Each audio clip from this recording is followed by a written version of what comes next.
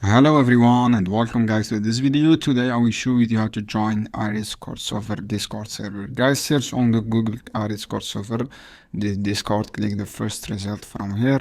After that you see this, make sure this is official Discord server and this is the member of this Discord, and click accept invite and click accept invite from here and click this icon and click accept invite and click this icon and click accept. So guys, this server currently it's full, and when you just wait to increase this number by administration of the server, and sometimes guys after some time check the server state and click accept invite, and you will be joining your Discord easily without any problems.